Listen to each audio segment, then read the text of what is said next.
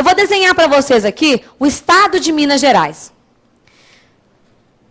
Quem está imaginando que vai ficar com o nariz muito comprido e pior do que o desenho do Brasil, ainda está pensando no espaço geográfico. Nós temos que pensar no estado de Minas Gerais como estrutura administrativa. A partir de hoje, estado para vocês é a mesma coisa que pessoa jurídica. Pessoa jurídica.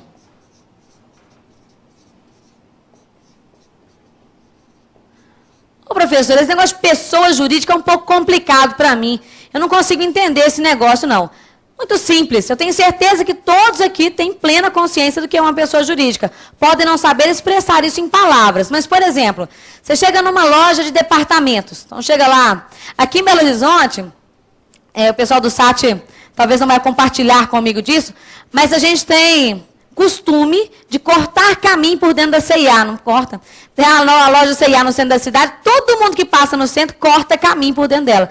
Salvo quem só anda de carro, mas gente que anda a pé, corta caminho por lá por dentro. Você chegou então na loja, foi atendido pela vendedora, que te colocou numa situação vexatória.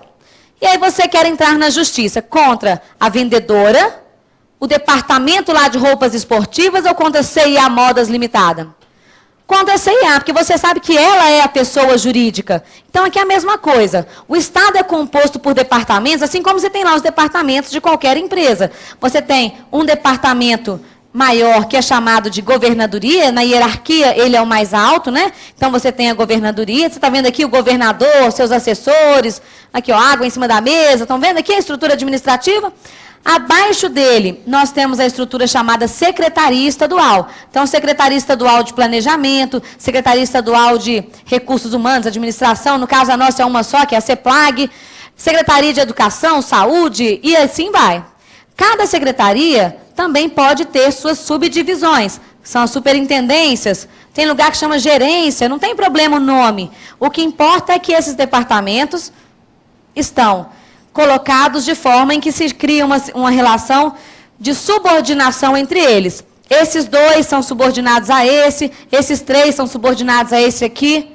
Aí eu chego aqui nesse departamento, nesse departamento da administração pública, e peço uma informação.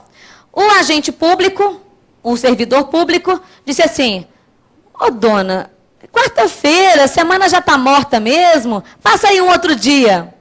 Ele me prejudicou, tinha um prazo, tinha pedido uma certidão para hoje, não me entregou. Eu vou processar o servidor público, seu João?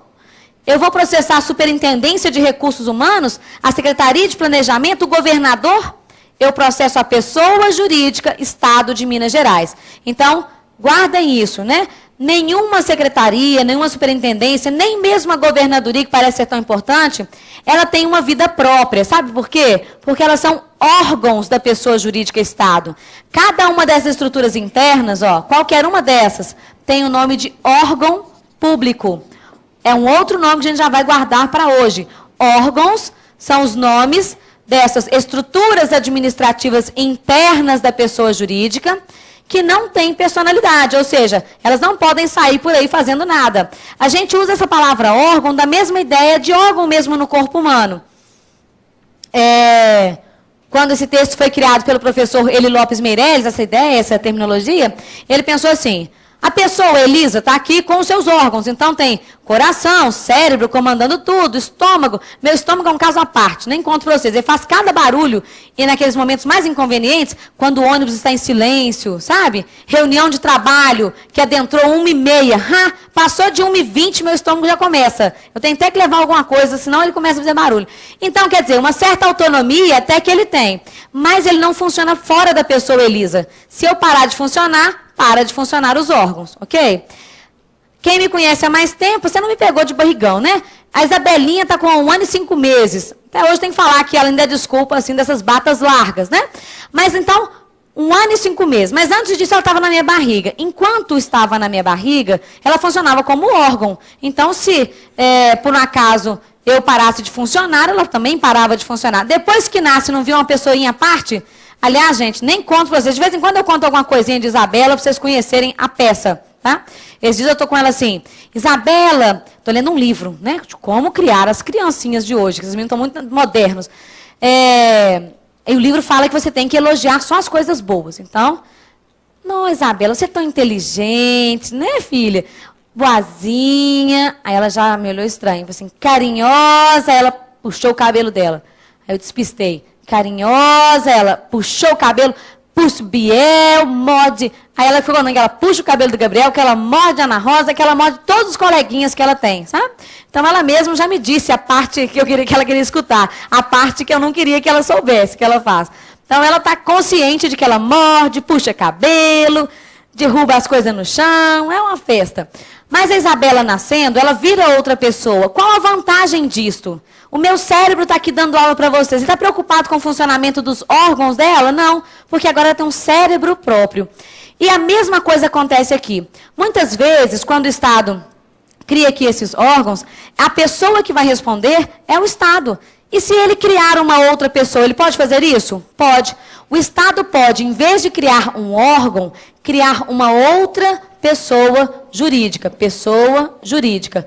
Por exemplo, uma autarquia, uma fundação, uma empresa pública. Criando a outra pessoa, ele vai descentralizar as responsabilidades sobre a prestação daquele serviço. Por exemplo, a administração de benefício previdenciário, nossa, é feita pelo IPSENG.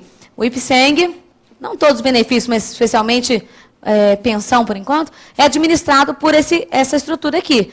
Lá tem estrutura administrativa? Tem presidência, tem 2 diretorias, cada diretoria é dividida em outras estruturas menores. Então, eu tenho também uma estrutura administrativa aqui. Mas a vantagem, cheguei nesse departamento aqui, esse aqui está muito destruído, nem vou nele. Cheguei nesse departamento aqui do IPSENG, pedi uma certidão, o servidor me disse que não estava pronta, eu fui prejudicado.